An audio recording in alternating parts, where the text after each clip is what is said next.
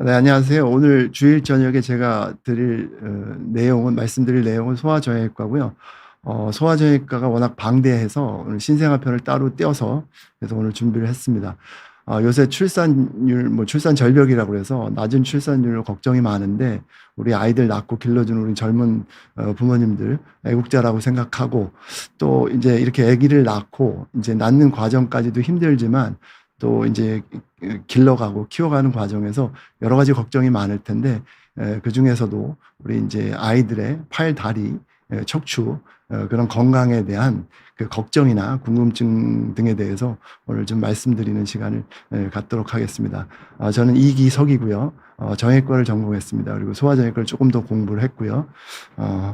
말씀드린 것처럼 이 소아정형외과는 그 척추, 팔, 다리 이 부분을 망라해서 뭐 뼈, 관절, 신경, 혈관 이 전반적인 분야를 신생아부터 이제 아이들이 사춘기에 도달하고 성장판이 닫히는 시기까지를 총체적으로 다 다루는 그런 분야라고 말씀을 드리겠습니다. 그래서 세부적으로 들어가서 보면 출생 관련해서 신생아 때 뭐 선천성 기형이라든지 태내 환경과 관련된 여러 가지 문제, 또 출산 과정에서 생기는 문제들, 그리고 성장 관련해서는 이제 발달 과정에서 이제 보이는 여러 가지 뭐 이상한 모습이라든지 성장판 관련된 질환이나 아니면 또 이제 성장판이 또 있다는 특이한 상황에서 생기는 여러 가지 골절이나 인대 손상 이런 부분, 그리고 소아 특유의 질환들이 있게 되는데 이 부분을 총망라하게 되고, 오늘 드릴 말씀은 주로 신생아기에 출생 관련된 그런 부분 내용을 말씀드리도록 하겠습니다.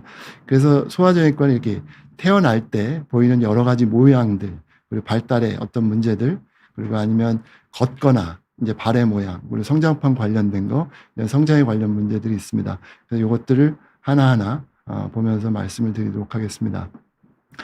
이 근골격계 발달은 또 이제 태어나면서부터 여러 가지 그 기형이나 이런 문제가 생길 수가 있는데, 이런 문제들의 영향을 받는 게 이제 출산하기 전에 임신 과정에서부터 생기는 경우가 있게 되겠습니다. 그래서 이 부분에 대해서도 뭔가 이제 좀 생각을 해볼 필요가 있는데, 지금 보이는 내용은 이제 아이들이 우리가 이제 엄마가 이제 마지막 생리일 이후에 약 2주 이후에 되게 이제 수정이 되고, 그래서 그때부터 이제 우리 태아가 이제 발생하고 발달을 시작하게 되는데, 그 수정이 된 2주, 그때까지 이런 세포의 모양, 그다음부터 3주부터 한 8주까지, 이때는 되게 이제 아이들의 어떤 이제 여러 가지 기관들, 팔, 다리, 뭐 여러 가지 기관들이 발생되는 시기가 됩니다. 그리고 그 시기가 지나게 되면 이제 주로 커지는, 성장하는 시기가 됩니다. 그래서 우리가 이 아이가 되게 한 이제 9개월 정도 엄마 뱃속에 있다 그러면 처음 한 3개월 정도를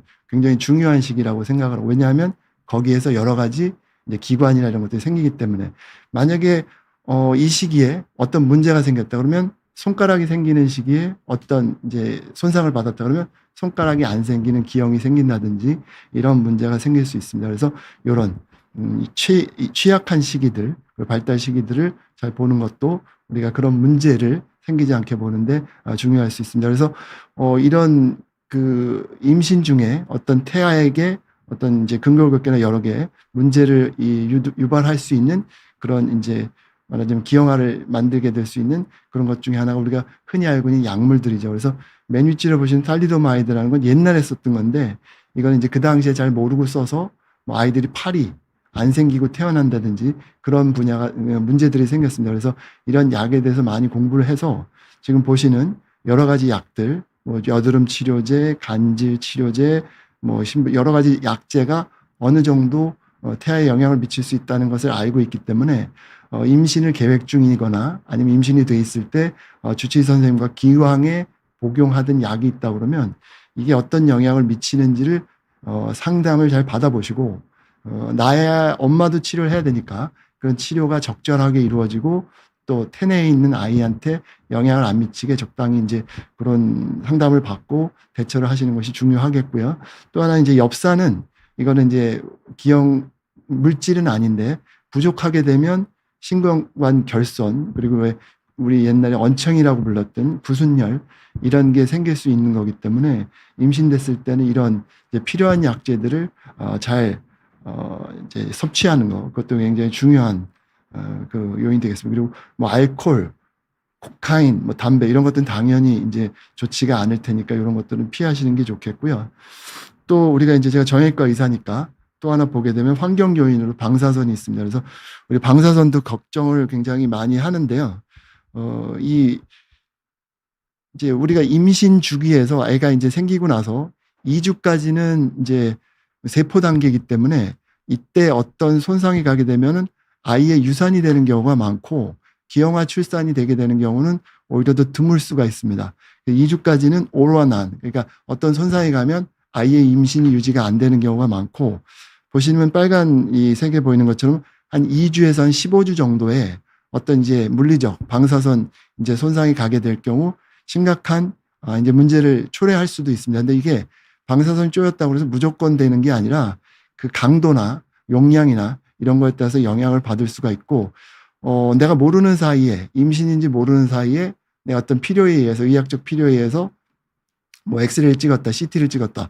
그럼 우리 아이는 어떻게 하나, 이런 걱정이 되거나, 아니면 엄마가 임신을 하고 있는 중에 본인의 그 건강의 문제 때문에 이런 검사를 해야 될 수도 있습니다. 근데 그 경우에 이제 대부분의 이제 우리 엄마들 보면은 무조건 이제 그런 검사를 피하려고 하고, 내가 어떤 검사를 받았다 그러면 이제 아주 걱정을 심하게 하는 경우가 있는데, 이런 경우에 있어서 우리가 어느 정도 방사선의 피폭이 있을 때, 그때 이제 우리 뱃속에 있는 아이한테 어떤 여러 가지 문제가 생길까를 보면 한 50ml 시버트 요 정도에서는 유발이 낮고, 한 500 이상이 될 경우 굉장히 큰 문제가 될 수 있답니다. 근데 그러면 이제 구체적으로 이런 우리가 이제 엑스레이, 이런 MRI, CT 검사를 할 때 그러면 아이들한테 어느 정도의 방사선 피폭이 되는지를 봤더니, 흉부 엑스레이, 가슴에 엑스레이를 찍은 걸 봤더니 굉장히 낮고, 뭐 CT를 찍어도 한 25 정도고, 25는 봤을 때 이제 50에서 많이 떨어지니까 이제 뭐 그렇게 크게 우리가 생각한 것보다 아주 큰 영향이 가지는 않는다. 이 정도 검사에서는 그렇게 알 수가 있고, 또 MRI 같은 경우, 우리 초음파 같은 경우는 아이의 방사능이 없기 때문에 뭐 그런 방사성 이제 손상에 그런 걱정을 할 필요는 없겠습니다. 근데 이제 뭐 그렇다 하더라도 이런 검사가 이제 부모 입장에서 찝찝하겠죠. 이제 그런 분야가 있으니까 뭐 그렇다고 해서 무조건 다 피해서 엄마가 뭐 모르고 한번 엑스레이 찍었는데 얘를 어떻게 할 거냐 뭐 이런 걱정을 너무 하는 것은 또 바람직하지 않을 것 같고, 또 엄마의 건강을 위해서 어떤 검사가 필요하다 하면 주치의 선생님하고 잘 상의해서 아이한테 손상이 없고, 또 엄마가 건강해야 아이들한테도 잘 건강한 아이가 태어날 수 있을 테니까 그런 부분도 잘 이제 생각하고 판단하고 해서 하시면 좋을 것 같습니다. 그래서 정리를 하면 우리가 엄마가 이제 아기를 임신하고 임신 시작하고 한 3주에서 10주, 한 임신하고 3개월 정도 될 때가 굉장히 아이들의 여러 가지 이제 신체적인 뭐 근골격계 기형이나 이런 게 취약할 수 있는 시기라 이때 좀 조심하는 것이 필요하다. 그리고 기존에 약 복용하고 있거나 아니면 무슨 질병들이 있을 때는 임신 전후에서 주치의 선생님하고 잘 상담해서 이제 좀 건강한 아이가 태어날 수 있도록 그런 노력이 필요할 수 있겠다. 그리고 MRI, CT는 이제 걱정은 되지만 절대 금기는 아니니까 적절하게 필요할 때는 잘 검사하는 것이 중요할 수도 있겠다. 그렇게 정리를 해드리겠습니다. 그래서 이제 임신하고 이제 출산 전까지 관리에 대해서 말씀을 드렸고, 지금 이제 말씀드린 거는 출산 과정에서 또 이제 어떤 문제들이 흔하게 생기는 부분이 있어서 그 부분을 말씀을 드리면, 이제 힘겹게 제왕절개 말고 이제 자연분만해서 아이를 낳고 나서 아기가 팔을 안 움직여 이러고 이제 병원에 오시는 경우가 있습니다. 그래서 이제 아기가 우는데 여기 보면은 오른쪽은 올리는데 왼쪽은 안 올리죠. 이 경우는 이제 되게 자연분만했을 때 이제 두 가지 경우입니다. 하나는 여기 보시는 것처럼 여기 왼쪽에 쇄골뼈가 부러져서 이 친구가 팔을 올릴 때 아프니까 팔을 못 올리는 그런 경우가 있고, 또 이제 이거보다는 좀 심각하게 이제 좀 이 출생 과정에서 이제 팔이 당겨졌다든지 아니면 산도에서 나올 때 힘들었다든지, 그래서 이 목에 있는 신경, 척추에 있는 경추 신경이 있는데 이 신경이 손상을 받아서 뽑혀 나오는, 그래서 이제 마비가 오는, 실제로 아파서 못 움직이는 게 아니라 신경이 마비가 돼서 못 움직이는 그런 두 가지 경우가 있을 수가 있습니다.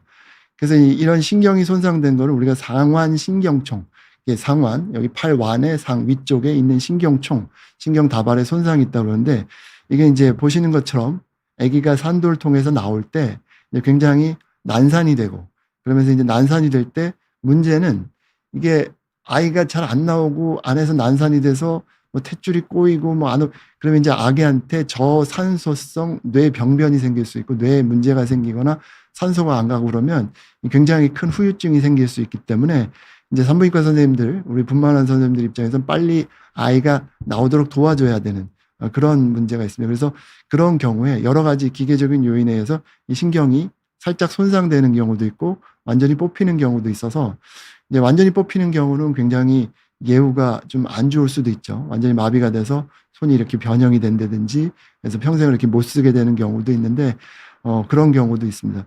이제 가벼운 경우는 되게 3개월 이내에 회복이 되는데 이 경우는 조금 심각한 경우가 될 수 있고 근데 되게 많은 경우는 이제 쇄골골절이 되는 경우가 있습니다. 그래서 쇄골골절은 이 시기에 뭐 골절이 됐다. 그러면은 이제 좀 난산이었다. 근데 골절이다. 그러면 굉장히 그 중에서는 다행스러운. 왜냐하면 이건 100% 붓고 한 일주일 정도만 지나도 뼈 생기는 게 보이는 경우가 있고 또 이게 자라면서 삐뚤어지고 뭐 상관없이 이게 커가면서 되게 재형성돼서 나중에 커서는 골절이 있는지도 모르는 그런 상황까지 가기 때문에 이게 난산이고 그리고 또 이제 산부인과 선생님들이 분만 중에 아이를 빨리 꺼내기 위해서 노력하던 중에 어떻게 해서 뭐 팔에 손상이 왔는데 그게 쇄골골절이다. 그러면 굉장히 다행스러운 거라고 오히려 안심해도 되는 그런 상황이 될 수가 있겠습니다. 그래서 이런 난산이 되는 원인 중에 하나가 이제 아이들이 굉장히 크다든지 이제 과수가 이제 원래 뭐 몇 주에 나와야 되는데 안 나오고 계속 있으니까 그래서 애기가 점점 더 커지니까 이제 점점 커져서 이제 산도는 정해져 있는데 아기는 점점 크고 그러니까 나오기가 더 힘들겠죠. 이제 그런 경우가 있다 그러면 더 문제가 될 거고 또 엄마가 이제 당뇨병이 좀 있으면 애가 커요. 안에서 좀 크게 되고 엄마가 비만이 있다든지 아니 엄마가 좀 작다 그러면 이런 문제가 생길 수 있어서 이런 경우에는 이런 이제 상완신경총 손상이나 이제 그런 골절, 쇄골골절이 생길 수 있는 자연분만을 좀 회피할 수 있는 그런 걸 미리 준비할 수 있으면 좀 도움이 될 것 같습니다. 그렇지만 그래도 위험 요인이 이제 있어도 예측이 어렵고 전체 50%는 뭐 경감 남산에 위험 요인 없이도 생길 수 있다 그러니까 항상 조심은 하고 또 이제 최선을 다해서 서로 이제 노력을 해야 될 것 같고 그래서 이제 정리를 해서 보면 산정 검사를 해서 아기가 어느 정도 크고 이게 난산이 되겠다 아니겠다 이런 걸 판단해서 좀 어렵다 그러면은 이제 좀 그런 손상을 이제 줄이기 위해서 제왕절개 이런 것도 고려할 수 있을 것 같고 만약 기왕에 발생한 거는 이제 저산소성 뇌병을 이제 피하기 위해서 불가항력적으로 생길 수밖에 없었다는 과정이라고 좀 이해하는 것도 필요할 것 같고 상완신경총 손상인지 아니면 쇄골골절인지 구별하는 것도 좀 필요할 것 같고 그래서 쇄골골절이다 그러면은 크게 걱정할 것 없이 한 2, 3주면은 싹 나서 전혀 문제 안 되는 부분이기 때문에 이런 경우는 이제 크게 걱정할 필요는 없고 오히려 이제 어려운 안산을 잘 이제 극복했다 이렇게 생각하는 것이 더 마음 편하실 것 같습니다.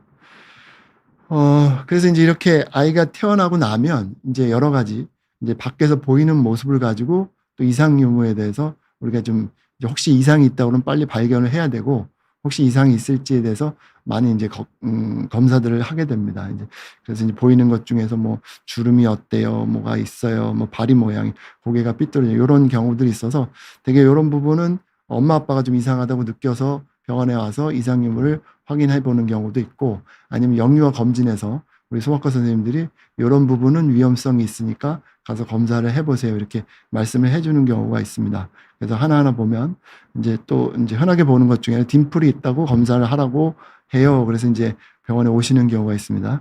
이 딤플이라는 게 이제 우리가 이제 보조개 같이 피부가 약간 함몰된 것처럼 보이는 거고 이게 엉덩이에 있을 수 있는데 이 딤플 피부가 함몰된 건 크게 문제되는 것도 아니고 이게 곱는 것도 아니고 아픈 것도 아니고 뭐 더 밑으로 파고 내려가는 것도 아니고 뭐 얼굴에 우리가 보조개 보는 게 이제 이렇게 흔한 딤플인데 그거 이상하게 생각하거나 치료하지는 않잖아요. 그래서 그 피부 자체에 이상이 있다고 보는 게 아닙니다. 그래서 어떤 데는 이렇게 일부러 딤플, 보조개를 만들려고 하는 그런 경우도 있으니까요. 근데 이제 이 딤플을 보는 이유는 검사는 이 피부를 어떻게 뭐 채우거나 그런 문제가 아니라 아까 이제 발생 단계에서 보이는 어떤 발생 과정에서 우리가 한 3주, 20일에서 28일 요 사이에 어떤 신경, 뭐 척추 이런 게 발달될 때 뭔가 이제 잘못된 게 생기고 그 잘못된 게 겉으로 보이는 게 그게 딤플일까? 그래서 이제 그 이상을 이제 확인해 보라는 그런 의미입니다. 그래서 무슨 얘기냐 하면 아기가 엄마 뱃속에서 21일에서 28일이 될 때 이렇게 말려서 이거는 척추관이라는 게 생기는데 이 척추관이 드물게 열리는 수가 있습니다. 그래서 이게 심하게 열리면 신경이 빠져나오고 태어날 때 이제 알게 되는데 살짝 열려서 피부가 덮여 있으면 이게 이제 딤플처럼 보일 수 있다는 거죠. 근데 딤플이 있다고 해서 무조건 다 척추가 열리고 신경이 열리고 기형이 있다는 게 아니라 그냥 다 멀쩡한데 보조개가 거기 있어서 헷갈리는 경우도 있으니까 이제 이 두 개를 이제 구별하라는 얘기고, 그래서 이제 이 두 개를 구별할 때 어떤 경우는 이제 딤플이 좀 더 위험할 수 있고 더 신경을 써야 된다. 이 보조개가 엉덩이 그 뒤쪽에 있는 보조개가. 그래서 이제 그 딤플처럼 보이는 보조개가 엉덩이 골, 요 아이 엉덩이 요 사이 속에 숨어 있다. 그러면 이거는 뭐 별로 그렇게 위험한 게 아니야. 이렇게 얘기하기도 하고, 그거보다 위에 있다. 그럼 이건 좀 문제가 있어. 이렇게 얘기하는 그런 보고들도 있습니다. 그래서 단순 딤플도 복합 딤플로 나누기도 하고, 항문에서 가깝고 직경이 5mm 이하다. 그러면 이제 이거는 괜찮고 뭐 별 크게 문제 없을 거야. 신경 이상하고는 관계가 별로 없을 것 같아. 뭐 이렇게 얘기도 하고, 근데 이제 항문에서 한 2.5cm 이상 떨어져서 뭐 깊거나 크다. 그럼 이건 좀 문제 있겠는데, 그래서 봐라 이렇게 얘기도 합니다. 그래서 고위험 특징은 항문에서 엉덩이 항문에서 좀 더 위쪽으로 허리 쪽으로 더 가 있다. 그리고 좀 더 깊어 보이고 다른 것들 털이 있거나 뭐 지방종 이런 문제들이 있어 보이고, 또 딤플에서 뭐가 나온다 하얗게 나온다 이러면 거기서 뭐가 안에까지 연결돼서 나올 수 있다. 그래서 이런 걸 이제 보라 그러죠. 그래서 그냥 딤플 말고 이렇게 모양이 좀 이상하게 보이는 경우, 이런 경우들은 척추관이 열려 있을 경우가 있어서 이런 경우는 반드시 빨리 검사를 하는 게 좋다. 이렇게 얘기를 합니다. 그러면 척추관이 열려 있으면, 그리고 신경에 어떤 문제가 생기느냐, 아주 커서 나오는 문제도 있고, 그 신경이 이렇게 있는데 신경이 열려 있는데 지방 같은 게 있어서 이 신경이 이제 위치가 이제 원래는 이제 정상적으로 이렇게 위에 올라가야 되는데 올라가지 못하고 밑에 잡혀 있어서 이게 오래 시간이 지나면서 신경이 마비가 생기는 경우도 있고, 이제 또 신경이 갈라져 있는 경우, 그래서 신경에 대한 이상이 큰 문제가 될 수 있습니다. 그래서 이 허리 쪽에 있는 신경이 다리, 우리 이제 배꼽 밑에 있는 다리나 엉덩이 쪽으로 가는 그런 감각을 그쪽 신경이 담당하게 되고, 우리가 또 이제 엉덩이나 이 밑에 쪽에 있는 팔, 다리, 아니 팔은 아니요, 다리 쪽에 엉덩이 쪽에 근육이 움직이는 신경 이제 역할을 하게 되고, 그리고 이 안에 있는 허리 쪽에 있는 신경이 뭐 이제 장이나 아니면 이제 관략근, 우리 항문이나 아니면 뭐 이제 소변물 이런 데도 영향을 미치는데, 이 부분에 신경이 이상이 생기면 감각을 이게 없어지고 신경에 마비가 오니까 팔다리를 쓸 수가 없게 되고, 그리고 대소변이 이제 관략근 조절이 한다니까 그냥 새게 되고, 이런 문제가 있을 수가 있습니다. 그래서 경우에 따라서 이런 것들을 빨리 조치를 해야 되기 때문에, 그래서 이제 신경 우리 뭐 이제 안을 들여다보는데, 이제 어른 같으면은 이런 신경의 이상이나 뼈의 이상은 MRI를 봐야지, 이거는 뭐 초음파로 보거나 이렇게 될 수는 없는데, 보통 3개월 미만에 우리 이제 아이들은 이 척추에 있는 뼈들이 물렁뼈로 되어 있기 때문에 이게 초음파가 물렁뼈를 통과해서 봐서 뼈의 이상이나 신경의 이상을 볼 수가 있습니다. 그래서 이런 게 의심이 될 때는 3개월 이내에 초음파로 검사를 해보는 게, 뭐 애들 이제 MRI 찍으려면 전신마취하고 찍어야 되거든요. 한 20-30분 움직이지 말아야 되는데 그런 위험성도 있고, 그러니까 초음파로 볼 수 있는 검사를 하는 게 간단하니까 위험이 이제 좀 의심이 된다 그러면은 초음파 검사를 해보는 게 좋고, 아까 말씀드린 거에서 이제 복합 딤플, 뭐 위험, 고위험 딤플 이런 거 얘기는 했지만, 사실 이게 이제 딤플이라는 게 있어서 뭐 입은 척추가 열리고 신경 있는 게 확률적으로 아주 높지는 않기 때문에 그렇게 아주 위험한 것, 뭐 확률적으로 봐서 그렇게 위험한 거라고 생각되지는 않지만, 아까 보신 것처럼 그게 생긴 사람에 대한 그 위험성이 아주 큰 문제이기 때문에 그걸 이제 발견해서 또 어떤 신경을 또 풀어주고 또 빨리 조치해야 되는 문제들을 발견하는 게 중요하기 때문에, 소아과 선생님이 영유아 검진하는 선생님도 그렇고 저희들도 그렇고 이게 이거는 뭐 위험한 거 아니니까 그냥 봐도 돼 이렇게 얘기하기가 좀 어렵습니다. 왜냐하면 만에 하나 아닐 때 그 위험성의 대가가 너무 크기 때문에. 그래서 검사를 뭐 어떤 경우에 있어서 뭐 이런 거 봐야 돼, 너무 뭐 과하게 보는 거 아니야, 그렇게 생각될 수도 있지만, 근데 이게 안전을 위한 검사이기 때문에 안전은 뭐 과해서 지나치지는 않지만 혹시라도 미진할 경우에 큰 문제가 될 수 있기 때문에 우리가 이제 의심이 된다 그러면 이제 하게 되는 경우가 많이 있습니다. 그래서 이제 잘 판단해서 또 이제 선생님들하고 상의해서 잘 보시는 게 좀 현명할 수도 있겠다 이런 말씀을 드리고, 정리해서 말씀을 드리면 임신 중에 엽산이 부족할 경우에 이런 이분 척추나 구순열 이런 게 생길 위험이 있습니다. 그러니까 엽산 이제 산부인과 선생님들이 잘 해주실 텐데 보충 잘 해서 이런 거 이제 생기지 않게 예방 잘 하시고, 딤플의 피부 함몰이 문제가 아니라 그 속에 뼈와 신경에 기형이 되는 게 이제 우리가 그게 문제다. 그리고 의심되는 경우가 있으면 생후 너무 어릴 때 또 보기 어려운 경우 있으니까 한 생후 1개월에서 3개월 정도 초음파 검사를 하는 것이 좀 안전할 수 있겠다. 이렇게 또 말씀을 드리겠습니다. 그리고 또 이제 허벅지 주름이 달라요. 이제 이렇게 해서도 많이 이제 찾아오게 되는데, 허벅지 주름이 다른 이렇게 보시면 여기 주름의 크기와 깊이가 좀 다르고, 다리 들고 이렇게 보면 엉덩이 쪽에 여기 이제 주름 깊이가 좀 다르게 되는데, 이게 이제 왜 문제가 되고 왜 검사를 하라고 이제 얘기를 하게 되냐면, 이게 이제 고관절 엑스레이 사진인데, 이제 얘는 지금 한 4, 5개월 정도는 됐을 거예요. 지금 아주 어린애는 아닌데, 왜냐하면 아주 어린애들은 여기에 뼈도 안 보입니다. 여기 이제 여기 원래 물렁뼈가 이만큼인데 여기 뼈 엑스레이에서는 안 보이고, 여기처럼 아예 물렁뼈가 있어서 안 보이는데, 이게 보통 한 1000명 애들이 태어나면 1명 정도는 고관절에 탈구나 이형성증 그래서 이제 이게 빠지게 되는 경우가 발생된다고 그래요, 통계적으로. 근데 문제는 이게 빠져 있어도 알 수가 없어요. 통증이 없고, 그리고 아기가 깐난쟁이가 벌써부터 걸어 다니는 건 아니니까 양쪽 다 빠진 게 아니라 한쪽이 빠졌다. 그러면은 이게 이렇게 걸을 때 막 뒤뚱뒤뚱 그러면 이상하다 알 수도 있을 텐데, 한 1년이 지나서 걸으니까 그때까지 알지 못하게 되는 경우도 있고, 또 이제 경우에 따라서 다리 길이가 달라 보이는데, 이거 보면 고관절이 이렇게 빠지면 0이 있어야 되는데 반대쪽은 제대로 있는데 이쪽은 빠졌으니까 보면 길이가 달라. 그래서 이제 또 찾아오실 때도 길이가 달라서 왔어요. 근데 그냥 봐서 이제 똑바로 뉘어놓고 다리 길이 보는 거는 우리가 이제 부정확할 수가 있기 때문에 이렇게 무릎을 이렇게 세워서 보면 길이가 다른 걸 알 수 있고, 이제 이런 경우에 밖에서 이제 발견을 하게 되고, 또 하나는 이제 이 친구도 다리를 벌렸는데 가랭이 벌어지는 게 오른쪽하고 왼쪽하고 차이가 나는데, 왼쪽은 잘 벌어지는데 오른쪽은 이게 이렇게 딱 들어가서 이렇게 잘 움직이면 벌어질 텐데, 이게 빠져 있으면 이게 안 되니까 이제 양쪽에 이제 벌리는 정도가 차이가 나게 되고, 이러면 이제 빠져 있을 가능성이 있게 되고 간접적으로 알게 되는 거고, 이제 애가 아프다고 그러거나 아니면 걸으면서 알 수 없으니까 이제 만지면서 보이는 거로 알게 되는 경우가 있습니다. 이런 경우가 되는 거는 이제 대개는 기계적으로 이제 막 눌리거나 이제 그래서 그런 경우가 많고, 이제 아기가 엄마 뱃속에 있을 때 우리가 엄마 자궁이 임신 전에는 요만하잖아요. 근데 이제 아기가 태어날 때 되면 그 세포, 난자정자가 들어가서 그게 하나의 세포가 되고, 그게 3점 몇 킬로 된 애로 커진단 말이죠. 그러면 이 자궁이 점점 애가 들어가서 커지면서 늘어나는데, 늘어나기도 하지만 누르기도 하죠.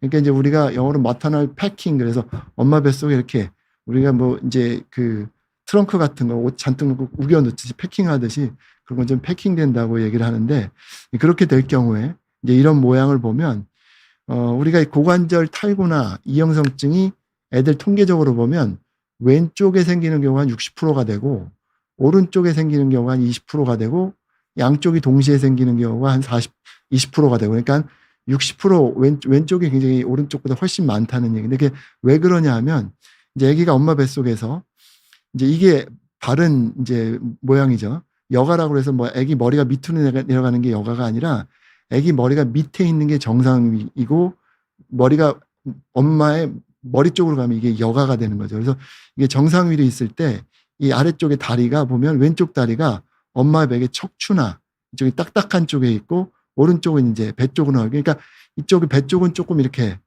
공간이 있는데 척추 쪽은 더 눌리니까, 그래서 이제 고관절이 왼쪽에서 기계적으로 눌려서 이제 빠진다, 이렇게 얘기를 합니다. 그리고 또 여가에서 고관절 탈구가 많이 생기는 경우가 있는데, 이제 아까 얘기 드린 것처럼 머리가 엄마 밑쪽으로 내려가는 게 정상이고, 머리가 엄마 머리 쪽 가는 게 이제 이게 둔위, 이게 이제 여가인데, 이럴 경우에 다리를 보면 얘 다리는 좀 편해 보이는데 얘는 쭉 피고 있으니까 이 고관절에 부담이 많이 가니까, 이 경우에 이제 계속 엄마 뱃속에서 계속 몇 개월을 계속 이렇게 눌리면 이제 기계적으로 빠질 수도 있겠다. 그래서 이게 이제 좀 문제가 될 수 있고, 그러면 얘들이 왜 어렸을 때 이 고관절 뭐 빠지고 이러는 거에 우리가 이렇게 신경을 많이 쓰느냐.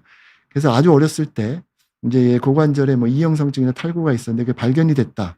그래서 이제 치료를 하면 이런 거 아주 어렸을 때 이제 파블릭 보장구로 오죠. 다리를 벌리고 있는 자세가 좋기 때문에 이런 끈으로 된 거 이런 걸 채워줍니다. 어떤 엄마들 이런 것도 싫어하고 막 만약에 이따 치료하면 이거 그래요. 근데 이 고관절 탈구에 대해서 이 정도로 치료될 수 있다는 거는 이 소아정형외과의 이게 치료가 안 되고 나중에 발견돼서 치료한 사람들이 볼 때는 이걸로 치료했으면 굉장히 축복인 거고, 좀 더 큰 애들은 이렇게 이제 외전 보정이라고 해서 다리 벌리고 이렇게 채워놓는 이런 걸로도 됩니다. 근데 얘네가 이제 좀 더 커서 만약에 이게 발견하지 못하고 치료가 된다 그러면 이게 완전히 재앙이 될 수가 있는데, 왜 재앙이라고 그러냐면 얘가 만으로 이때 당시 한 11살 정도 되는 12살 뭐 되는 친구였는데, 이게 처음에 이제 발견을 못하고 양쪽이 문제가 돼서 수술도 여러 번 해서 모양도 이상하고 이쪽은 또 수술을 잘 못 해놔서 이쪽이 지금 빠져 있고 엉망이 돼 있단 말이죠. 이제 이걸 다시 만들어줘야 되니까 이 나이 때는 고관절에 문제가 있다 인공관절 할 수도 없고 이렇고 뭐 계속 다닐 수가 없으니까 어쨌든 고관절을 만들어줘야지, 그래야지 이제 인공관절에도 하니까 수술을 해주는데 뭐 끔찍하죠. 뭐 나사 박혀 있고 판돼 있고 뼈를 잘라서 이렇게 돼 있고, 여기 보이는 이제 여기 호치키스처럼 보이는 게 이게 잼 부분이에요. 이게 째서 여길 이만큼 째고 여길 찢고, 여자애인데 이만큼 째고 또 기부스에서 또 한 뭐 6주 동안 뉘어놓고 대소변 받으라고, 이게 할 일이 아니라는 거죠. 이게 뭐 지금 나이가 이 아가씨가 이때 당시 한 4살 정도 됐는데 이 사람도 양쪽 다리인데 체료가 뭐 한다고 몇 번 했는데 안 돼서 그래서 여러 번 이제 수술을 하게 되는데 이 사람도 보니까 뭐 다 들어가 있는 거 보니까 여러 큰 수술을 했죠. 그래서 뭐 결혼을 앞두고 있기도 하고 그러는데 뭐 수술하고 뭐 몸통 기부스 감고 대소변 받아, 이 굉장히 좀 어려워졌단 말이죠. 그래서 이게 조기 발견해서 치료가 될 때는 그래도 이제 간단하게 넘어갈 수 있는데, 이제 나중에 발견하게 되면 뼈에 대한 수술 이런 것들이 굉장히 커질 수도 있고, 이런 수술을 했다고 끝나는 게 아니라 어느 정도 쓰고 나면 퇴행성이 진행이 되기 때문에 인공관절로 바꿔야 될 수도 있고, 그래서 아주 큰 문제가 될 수 있어서 이런 경우에 있어서 조기 발견해서 조기 치료하는 게 필요하기 때문에, 그래서 이제 미국 소아과 학회랑 정형외과에서 권고하기를 이제 위험인자, 이제 이게 의심이 되거나 그런 위험인자들이 더 있습니다. 그러니까 이런 위험인자가 있거나 신체 검사에 이상이 없는 경우, 이런 경우는 그냥 지켜보지만 위험인자가 있거나 진찰에 이상이 있다. 대개 진찰은 이제 영유아 검진에서 소아과 선생님들이 해주시니까 이제 그런 게에서 의심이 될 때는 이제 생후 4, 6주 때 조관절 초음파를 해주는 게 이제 좋다고 이제 권고를 하고 있고, 여가 혹은 가정 이것도 이제 위험인자가 될 수 있는데 이때는 뭐 신체 검사가 뭐 이상이 있고 없고 바로 해주는 게 좋다. 왜냐하면 조금이라도 문제가 있을 때 이걸 놓치게 되면 굉장히 큰, 시기적으로 놓치게 되면 굉장히 큰 문제가 될 수 있으니까 그렇게 권고를 하고 있습니다. 유럽에서는 한때 그래서 이런 문제 때문에 애들한테 무조건 다 고관절 초음파를 해준 그런 시기도 있었습니다. 근데 뭐 여러 이제 뭐 비용이나 아니면 의료 환경이나 이런 것 때문에 그래서 이제 지금은 안 하고 있는 걸로 알고, 그래서 이제 그런 것들을 잘 문제 있을 때 하는 게 좋겠다. 그래서 위험 요인이 뭐냐 보면 유전적인 요인을 보면 가족력. 그래서 이제 부모가 엄마가 고관절 탈구 이형성증에 과거력이 있다, 그런 진단을 받았다 그러면 딸이 낳았다 그러면 이거는 좀 보통의 경우보다 좀 위험할 수 있겠다. 그리고 또 언니, 첫째 딸이 고관절 문제가 있어 그럼 둘째 딸도 그럴 가능성이 있으니까 그럴 경우에 이제 좀 조심해야 되겠다. 그리고 여자아이도 좀 이제 위험 요인이 되는데, 이건 왜 우리가 그렇게 생각하냐 하면 여자들한테 있는 여성 호르몬 에스트로겐이 이제 우리가 여자들이 이제 출산을 할 때 산도가 넓어져야죠.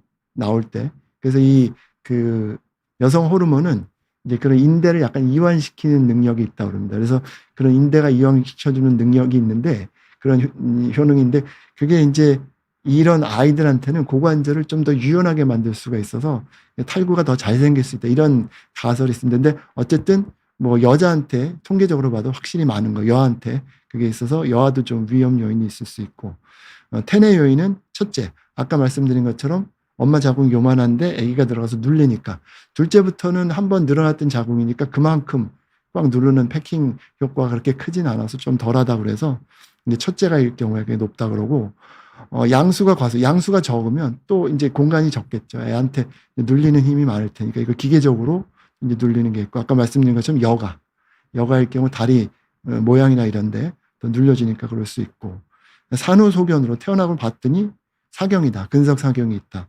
뭐 중족골 내전, 발이 좀 이렇게 안쪽으로 돼 있다.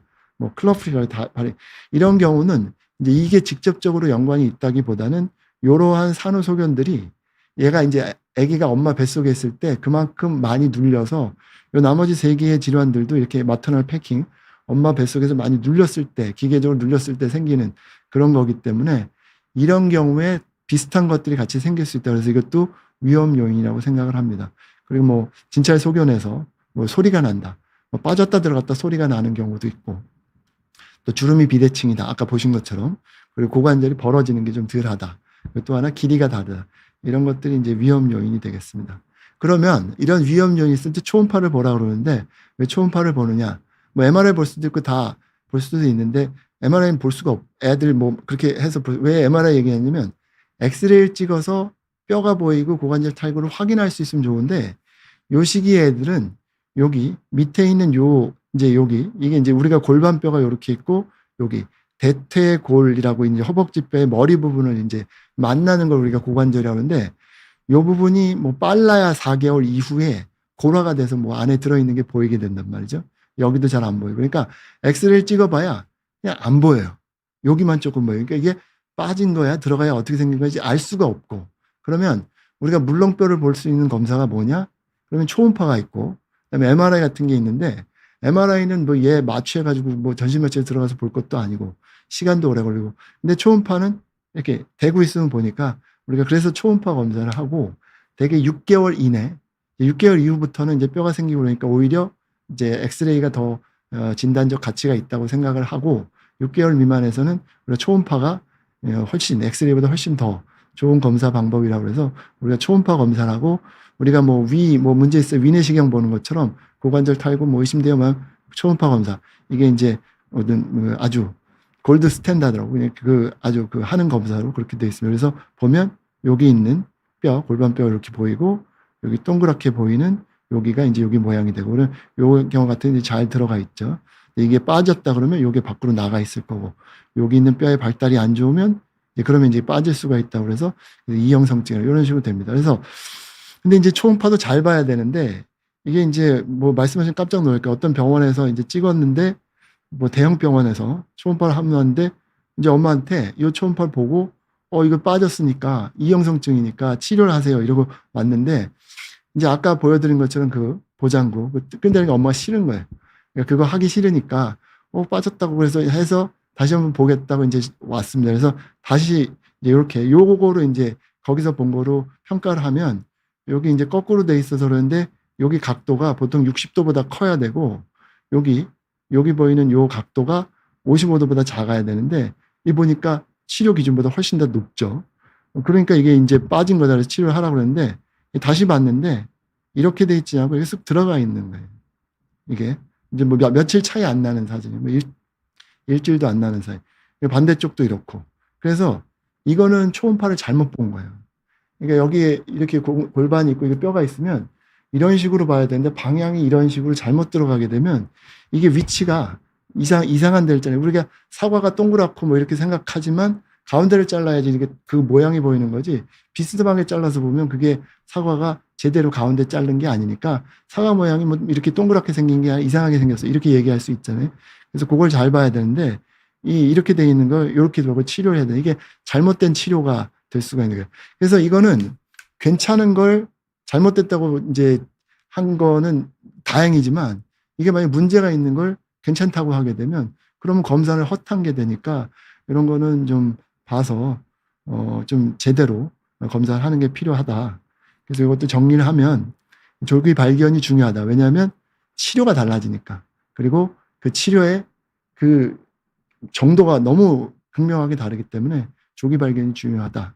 그리고 조기 발견할 때 위험 인자가 있거나 진찰 이상이 있는 게 영유아 검진에 되게 소아과 선생님들이 요게 문제가 있다는 걸 잘 알고 계시고 어떤 경우에 이제 하는지 잘 보고 계시니까 그 말씀을 잘 듣고 문제가 있다 싶으면 6주 이내에 오는 게 좋고 한 번 4개월, 5개월 되어서 왔는데 빠져 있었다 그러면 또 그때는 또 달라지고 또 이제 보장구가 아니라 몸통 기부스를 감아야 될 수도 있고 이게 좀 달라지기 때문에 한 6주 이내, 생후 6주 이내에 하는 게 좋겠다. 그리고 검사를 해도 물론 다 있지만 이 부분은 이제 물론 영상외과 선생님이 잘 보시고 뭐 하는 것도 있지만 하지만 이거는 소아정형외과 선생님들이 소아정형외과 경험 있는 사람이 이 부분에서 잘 보고 판단해서 치료 여부를 결정하는 게 좋겠다. 그냥 뭐 이렇게 보는 건강검진에서 보는 초음파하고는 조금 다른 거고 이게 세분화돼 있고 아주 그 분야가 특정돼 있기 때문에 이제 많은 선생님들이 경험을 못하는 분야라서 이게 이제 전문적으로 하기에는 조금 제한이 있으니까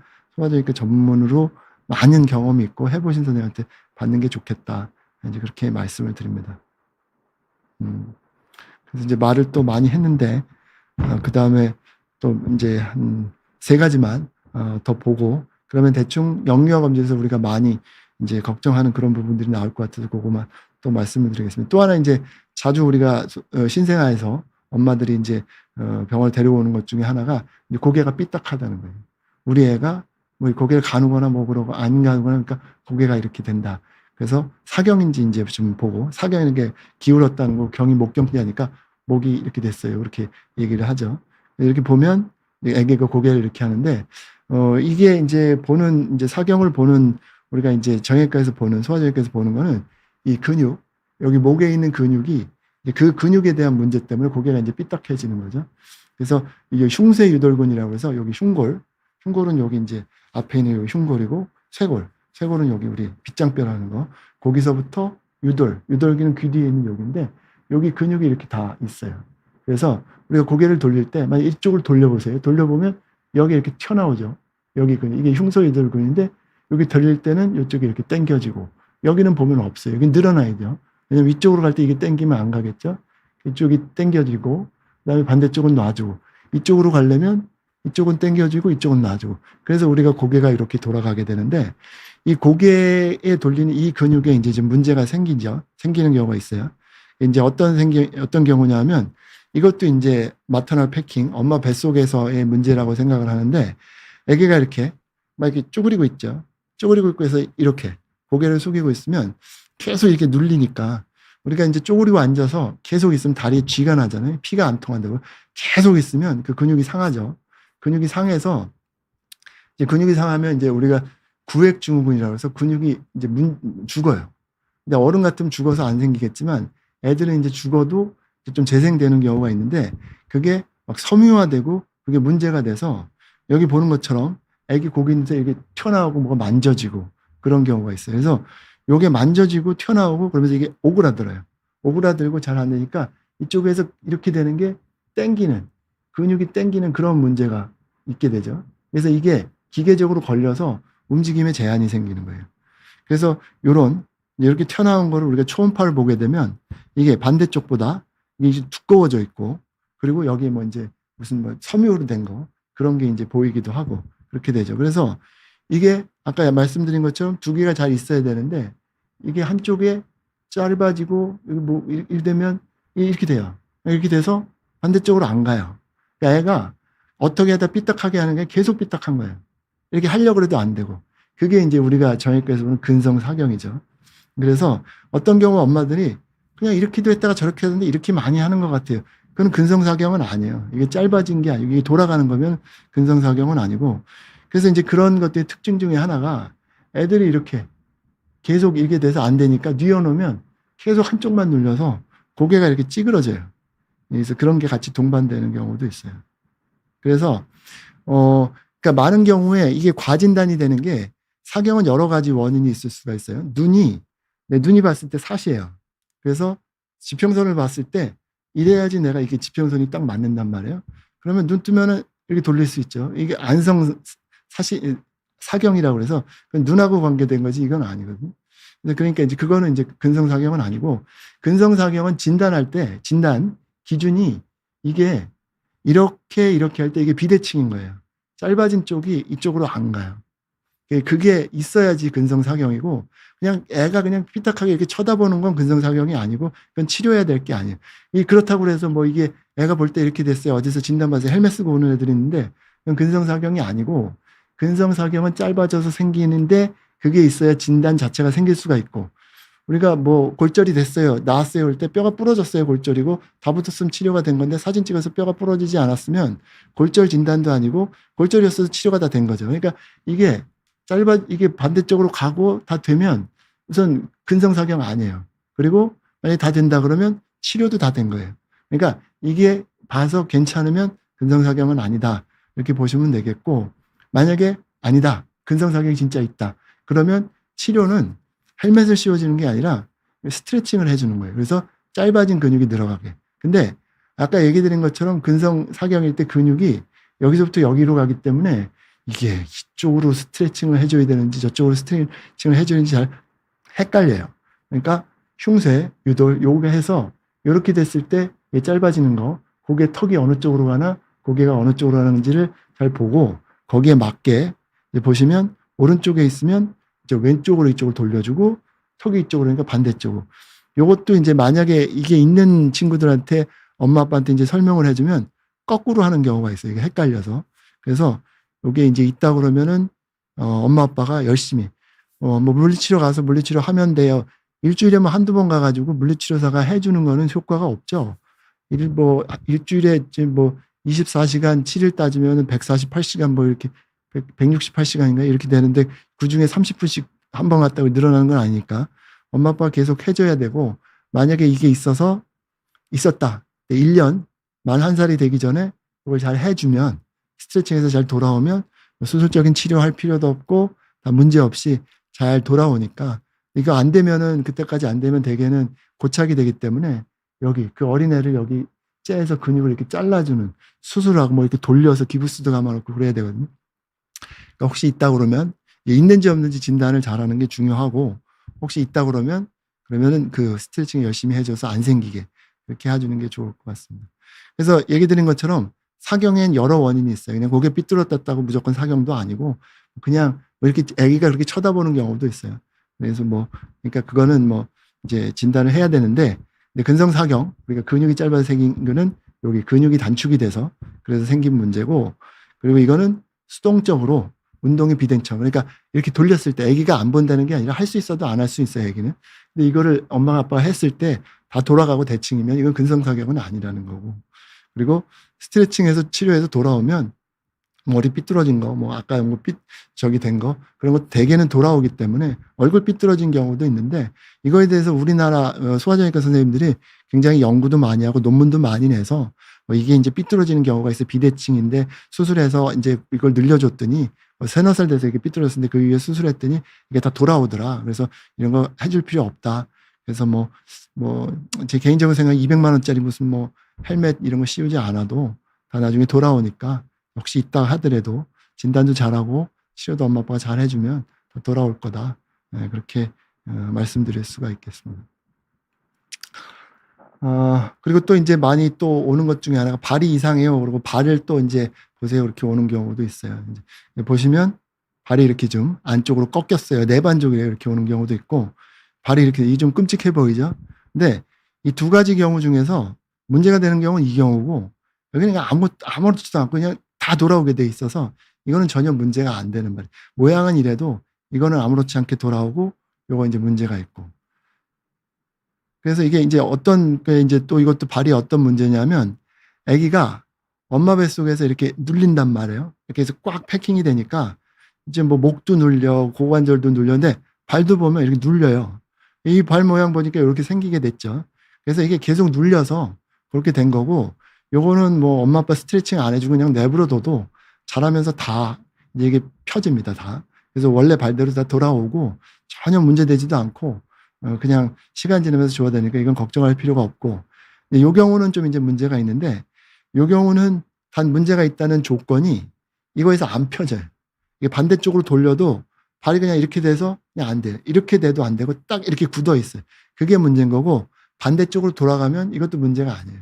이렇게 할 수도 있고 다 하는데 이렇게 돌아간다. 그럼 전혀 문제가 아니고, 그래서 이게 이제 우리가 선천성 첩내반족이라고 그러고 영어에서 클럽풋이라고 클럽풋이라는 게 이게 골프 클럽 보면 이렇게 이게 대롱이고 골프 클럽 이게 헤드 여기처럼 생겨서 그래서 이제 우리가 골프 이제 클럽이라서 클럽풋이라고 이제 얘기를 한단 말이죠.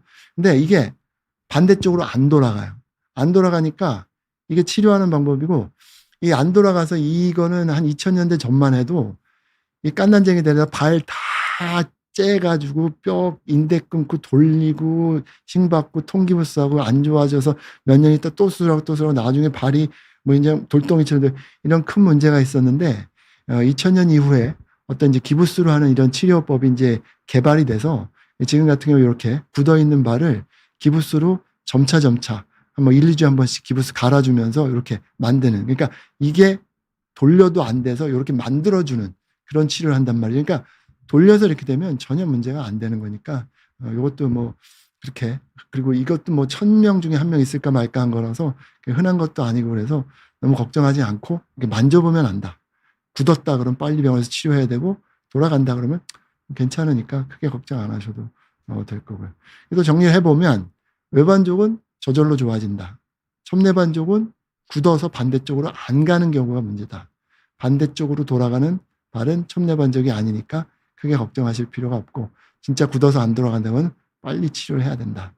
그래야지 큰 수술 안 하고 기부스나 이런 거로도 좋은 효과를 얻을 수 있다.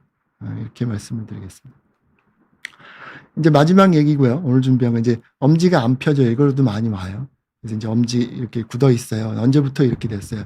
이제 얘기를 하시는데 이제 이렇게 보면은 이게 여기가 문제가 여기 안 펴지는 거죠. 그래서 뼈가 잘못됐나요? 뭐가 문제가 이렇게 얘기를 해서 오시는데 이제 뼈 문제는 되게 아니고 힘줄의 문제인데 우리가 이제 손가락을 이렇게 구부리고 손을 보면 여기 손에는 근육은 없어요. 손가락 움직이는 거.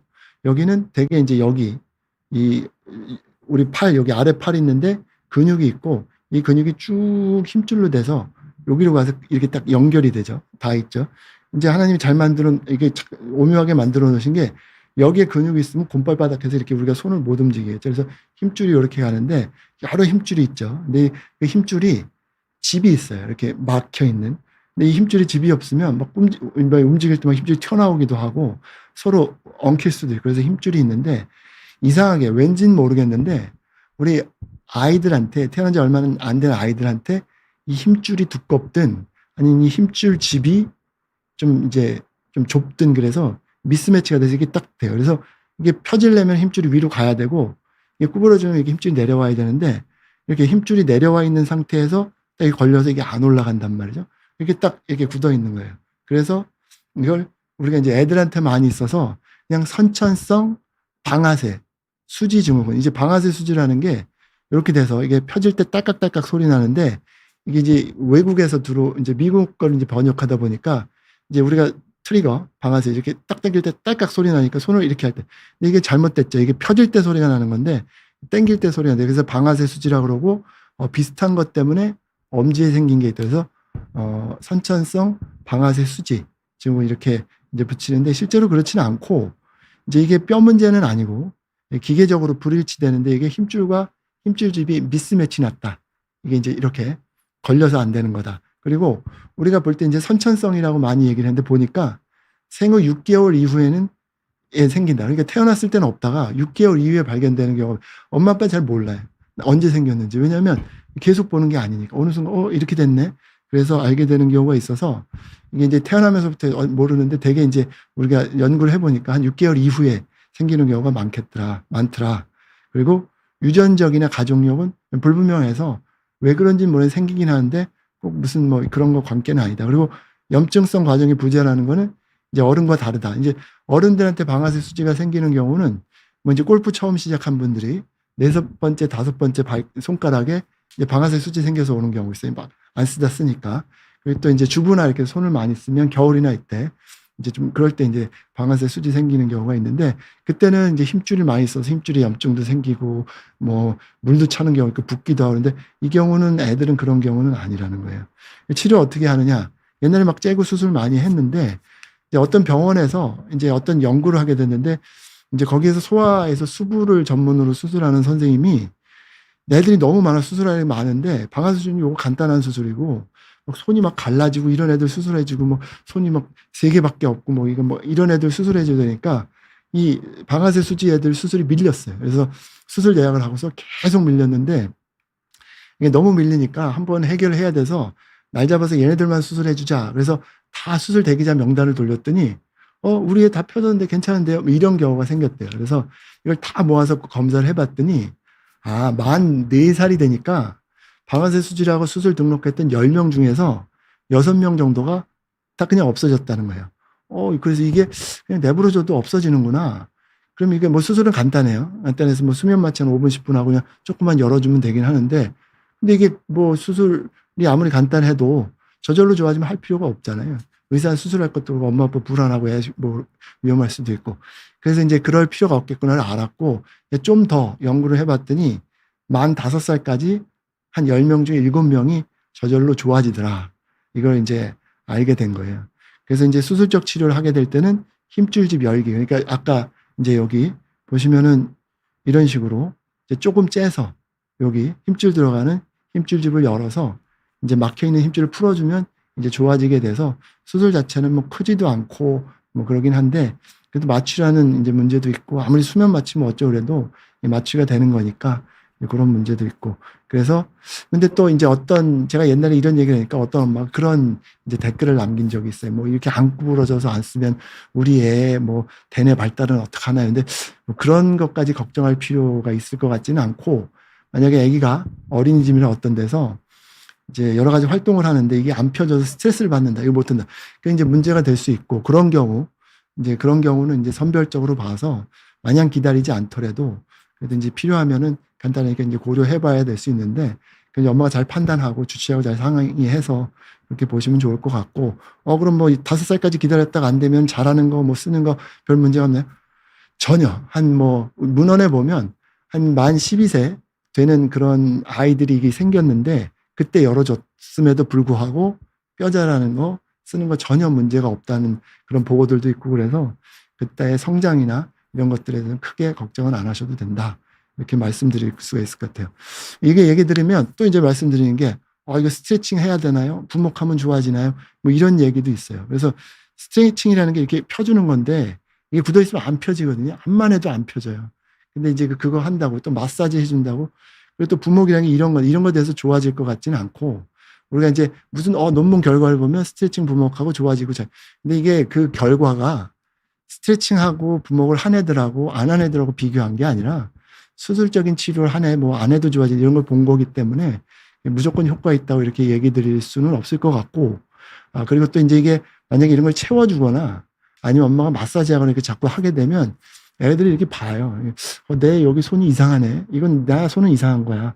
뭐 이렇게 보면 애들한테 괜히 나 이게 손에 문제가 있어, 뭐 이렇게 병식을 심어줄 수도 있고, 뭐 이거 해준다고 해서 펴지는 것도 아니고, 그래서 굳이 애들 뭐 마사지 해주거나 뭐 마사지 해줬는데 만약에 안 펴지면 저절로 좋아지는데 안 펴졌으면 뭐 이거 엄마가 뭐 이거 내가 이거 잘 안 해줘서 안 펴진 건가? 괜히 엄마가 또 괜히 걱정하거나 괜히 죄책감 들 수도 있으니까 그런 건 안 해주고 그냥 내버려두고 무시하고, 애가 신경 써 괜찮아 차라리 그래주고, 엄마 궁금하면 애기 잘 때 밤에 어떤지 이제 그렇게 보여주는 게 훨씬 나을 것 같다. 그렇게 보시면 될 것 같으니까요. 그래서 정리하면 이제 뼈가 아닌 힘줄 문제고 5살까지 만 5세 70%가 좋아진다. 애 스트레스 받으면 간단하게 수술료 해주면 되니까 이렇게 보시고, 병식을 심어줄 필요 있을까? 뭐 그냥 내버려두고 봐서 필요하면 그때 결정해서 해주면 또 그렇게 또 할 수 있으니까 너무 크게 걱정하고 신경 안 쓰면 좋겠다, 이렇게 말씀을 드리고, 제가 지금 처음이 나와서 이 방송을 이제 해봐서 시간 배분이 안 돼서 너무 말씀을 많이 드린 것 같아서 그래서 많이 떠들었는데 여러분 어떻게 도움이 되셨는지 모르겠고, 질문들 주신 분들 많이 있어서 감사는 드리는데 제가 시간이 지금 다 되고 다음 분이 기다리고 계셔서 이걸로 이제 마무리는 져야 될 것 같고요. 혹시 질문이 있거나 문제가 있으신 분들은 여기에 또 질문 남겨주시면 제가 뭐 답글을 달아드리든지 그런 식으로 해드릴 테니까요. 궁금하신 거 있으면 뭐든지 언제든지 주시면 좋겠고, 우리 엄마 아빠들 아들 키우는데 항상 파이팅 하시고 또 건강한 아기들 잘 키워서 우리 더 좋은 나라 다 되는데 도움 됐으면 좋겠습니다. 감사합니다.